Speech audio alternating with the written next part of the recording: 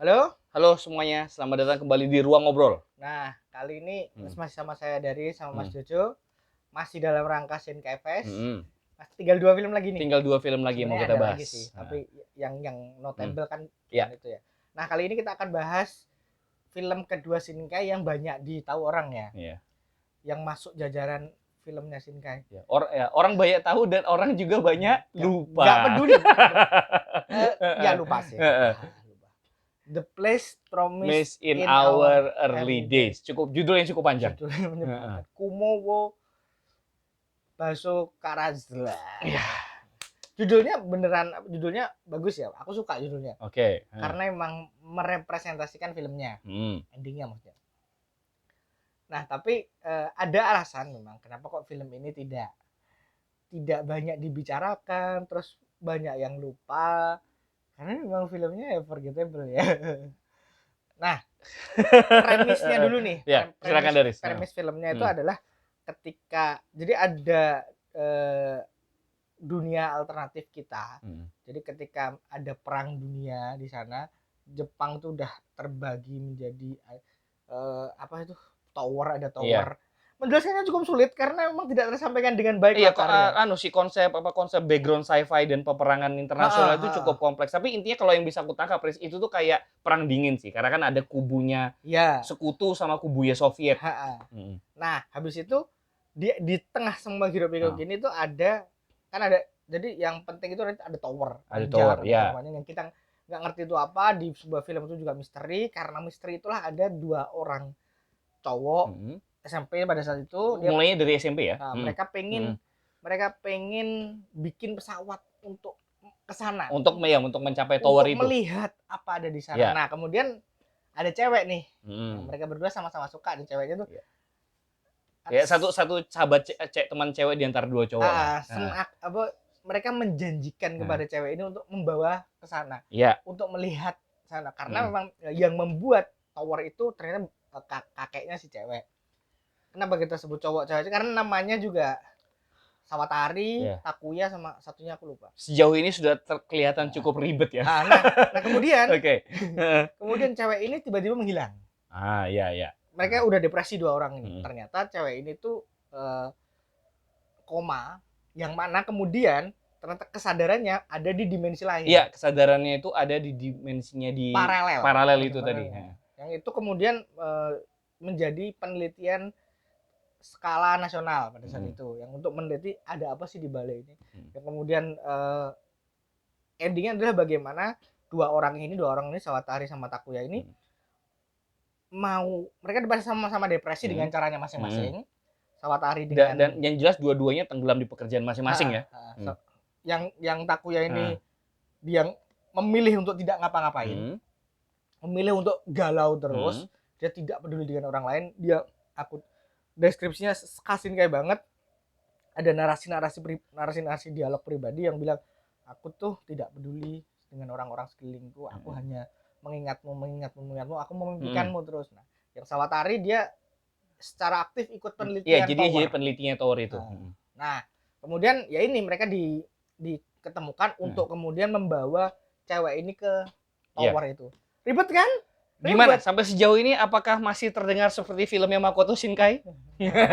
Yang kita tahu dan kita kenal sejauh ini. Karena ribet inilah kita orang jarang ngomongin, karena filmnya memberi banyak ruang buat latar. Tapi nggak tersampaikan dengan baik. Iya, jadi teman-teman, filmnya Shinkai kan yang kita tahu dan kenal sejauh ini memang menggali hubungan interpersonal dengan baik dan dengan dalam kayak gitu. Nah, di film ini kalau buatku pribadi, penggaliannya itu tidak begitu dalam, udah mau ke arah sana ditabrak sama backgroundnya, world buildingnya mau dibahas lebih dalam, tiba-tiba aku keingat si mbaknya itu dibahas hubungannya, jadi itu selalu gontok-gontokan dan tidak pernah tuntas. Maksudku kita menonton ulang ya, kita masih nggak paham.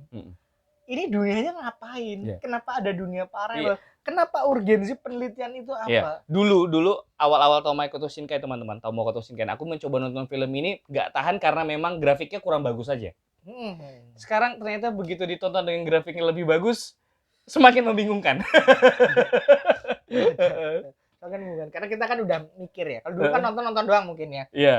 Jadi nggak mudeng aja. Kalau sekarang kan mencoba memahami, tetap nggak mudeng kan menyebalkan. Dulu tuh nggak mudeng kayak, oh mungkin grafiknya kurang bagus, jadi aku kurang bisa melihat apa yang ada di latar belakangnya ini. Dengan sekarang background yang lebih HD kayak, oh iya, makin bingung. Sama aja. Nah, itulah kenapa film ini tuh banyak dilupakan sama fans Shinkai. Jarang diobrolin. Karena memang film ini tuh film Shinkai yang paling nanggung. Iya. Dia tuh kelihatan kayak apa? Kelihatan kayak anak muda edgy gitu, yang cukup ambisius juga ya. Aku pengen bikin film begini. Nggak nyampe. Resource-nya dia belum nyampe, mungkin kapabilitasnya dia juga belum nyampe. Iya. Jadinya ada sebuah film yang tidak bisa dinikmati. Iya. Nggak jelek ya teman-teman, tapi lebih kayak yang ngapain sih itu. Kita nonton tuh nggak dapat kesan positif. Nggak dapat kesan positif, dia bingung aja. Nah, cuman kalau dibedah bagus. Kalau dibedah ini hubungan Sawatari sama Takuya, kemudian bagaimana mereka kemudian dengan jalannya masing-masing mencoba untuk move on tapi sama-sama nggak bisa. Akhirnya kemudian kesimpulannya adalah ya emang harus menyelesaikan apa yang dijanjikan. Makanya judulnya The Place Promised in Our Day. Tempat yang dijanjikan, tempat yang kami janjikan di awal-awal kami hidup waktu masih muda. Di masa muda. Makanya kan itu puitis ya. Judulnya puitis. Seharusnya kalau fokusnya di situ doang, mungkin akan lebih enak. Judul yang puitis, konklusi yang puitis, tapi jalan ke sana itu cukup menyebalkan. Sama sekali tidak puitis. Karena tidak puitis. Lebih ngasih banyak sekali ruang untuk world building. Ada pemberontak, ada serangan nuklir dari Union pada saat itu, mungkin itu Amerika Serikat ya. Ada bagaimana ini nih kalau si mbaknya itu nanti sadar akan membuat dunia paralelnya memakan dunia kita, ada ancaman nuklir. Itu kan terlalu banyak. Makanya ya makanya ini tuh Shinkai memang pada tahun-tahun itu 2004-an itu kan lagi booming sci-fi ya. Pada saat itu kan Star Wars juga sedang Star Wars episode prequel mulai kenceng lagi di awal tahun 2000-an. Banyak filmnya Makoto Shinkai yang pertama Voice of Disaster itu juga ada sci-fi-nya, tapi tidak lebih dari sekedar background. Nah, ini tuh Shinkai kayak aku pengen konsepku tuh yang bagus banget di otakku itu pengen ku jadikan film. Tapi nggak nyampe. Memang ini tuh pada zaman itu kan sci-fi sangat dengungannya kuat banget. Di tahun 2000-an awal juga Hollywood juga ngeluarin banyak banget film sci-fi. Makanya mungkin Shinkai terpengaruh itu, makanya dia masukin elemen-elemen sci-fi-nya dengan sangat banyak, tapi nggak ada yang nyampe. Kalau dibedah rusak semua itu backgroundnya. Teman-teman, mungkin kalau teman-teman di sini pemain Metal Gear Solid akan ngerti kan Metal Gear Solid itu jelimet ya backgroundnya kayak apa. Tapi kita ngerti. Nah ini mau jelimet, mau kayak gitu, tapi itu nggak nyampe. Jadi kita juga nggak dapat apa-apa. Kalau mau dibedah, oh ini maksudnya ini ya mungkin bisa. Cuman kan kita nonton kadang-kadang kan kalau situ sekali tonton tuh nggak akan terlihat bagus. Kita nonton tuh dengan perasaan nonton apaan ya tadi ya? Iya. Lewat begitu aja tidak ada impresi yang kita dapat juga. Jadi impresinya itu jelek enggak, bagus enggak, bingung iya. Film yang membingungkan. Makanya kalau judul yang kami pilih adalah ya wajar terlupakan. Iya. Mungkin itu aja ya obrolan soal The Place Promised in Our Day. Sekarang tidak banyak yang bisa diobrolkan teman-teman karena memang ngomongin judulnya panjang. Iya, judulnya juga panjang dan tidak banyak yang bisa dibahas karena ya secara konten juga tidak. Satu hal sih, lagunya ada yang impactful. Lagunya oke. Di ending. Oh, oke. Lebih oke daripada Children with Restless Voice. Oke. Buatku. Itu aku masuk lah sama lagunya. Nah, itu mungkin bekalnya Shinkai buat bikin 5 cm per second kan, karena di lagu di ending film ini feel-nya itu agak sedikit mirip. Satu lagi. Ini udah fetishnya Shinkai kelihatan sih. Fetish langit merah biru. Enggak. Ya itu juga. Karena gradasi langit itu udah mulai kelihatan kan di sini. Soal romance age gap. Oh iya.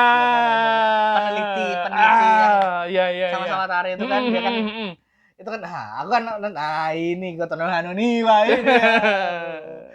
Oke, itu dulu obrolan kita soal The Place Promised Nah. Neverland. Sampai jumpa di obrolan kita terakhir nanti di Voice of Distant Star.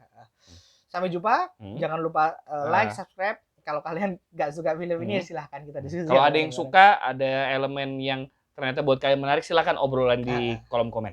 Oke, thank you. Sampai jumpa. Bye-bye.